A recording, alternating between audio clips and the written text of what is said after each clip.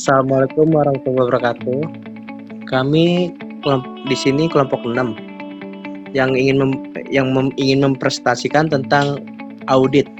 Di kelompok 6 ini kami berisikan 4 anggota. Yang pertama itu anggota kami ada yang bernama Bayu Andrianto, yang kedua dengan saya sendiri Ridwan Caniago, yang ketiga ada Ibu Krisis Ayu Margaret, yang keempat ada Yulianus.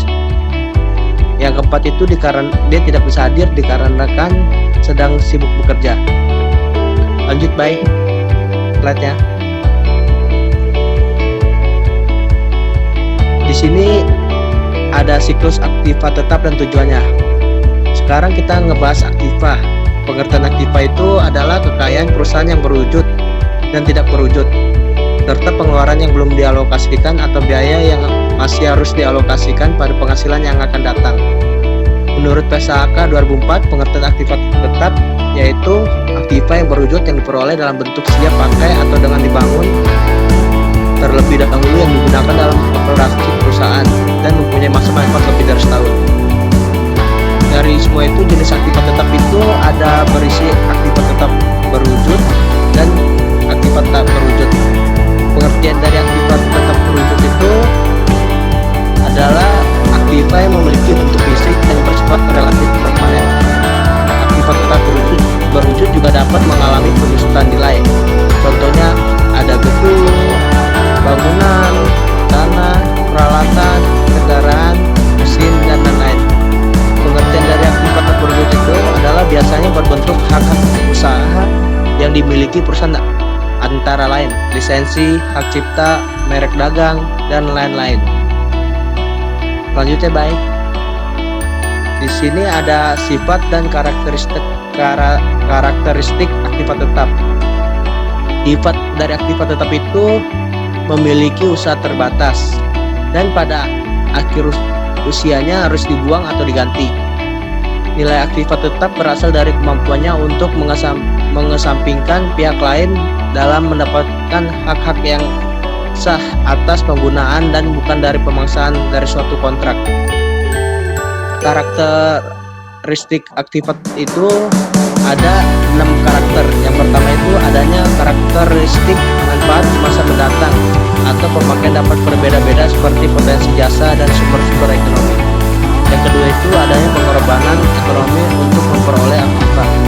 Yang ketiga berkaitan dengan entitas tertentu. Yang keempat menunjukkan proses akuntansi. Yang kelima berkaitan dengan dimensi waktu. Yang keenam berkaitan dengan karakteristik keterukuran. Selanjutnya akan dijelaskan oleh Saudara Bayu. Jenis pengujian atas aktiva tetap.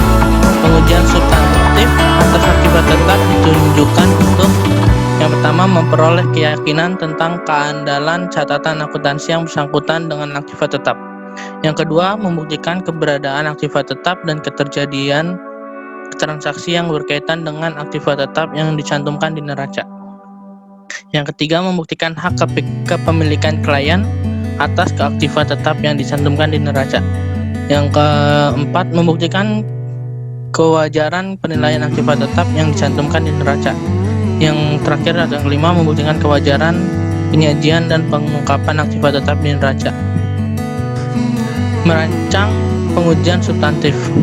Yang pertama atau prosedur awal, suatu prosedur awal yang penting termasuk mendapatkan pemahaman tentang bisnis dan industri bersangkutan.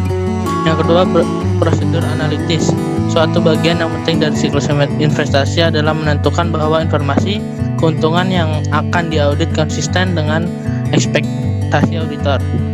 Yang ketiga, pengujian rinci transaksi. Pengujian substantif ini mencakup 3 jenis transaksi yang berkaitan dengan aktiva tetap.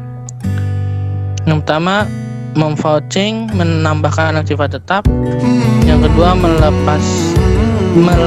pelepasan aktiva tetap.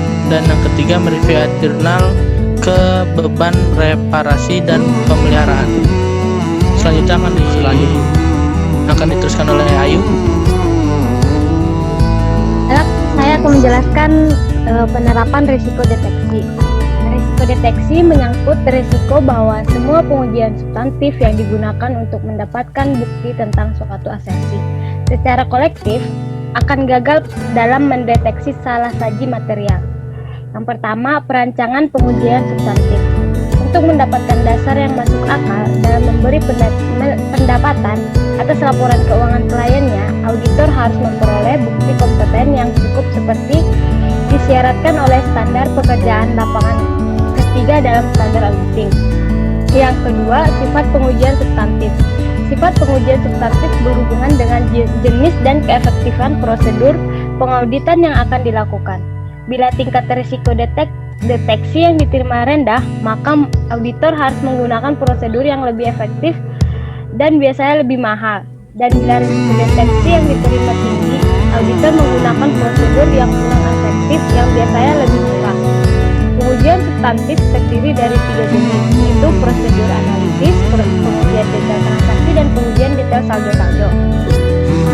Selanjutnya, definisi bagan alur dan manfaatnya. Bagan alur atau flowchart menurut Jogianto merupakan bagan atau alur chart yang berguna untuk menunjukkan alur atau arus yang ada di dalam program atau prosedur sistem secara logika. Fungsi dari bagan alur atau flowchart ini sebagai berikut. Yang pertama, digunakan untuk merancang proyek baru. Yang kedua, dapat mengelola alur kerja. Yang ketiga, membantu mendokumentasikan setiap proses. Yang keempat, memodelkan proses bisnis. Dan kelima, mengaudit proses.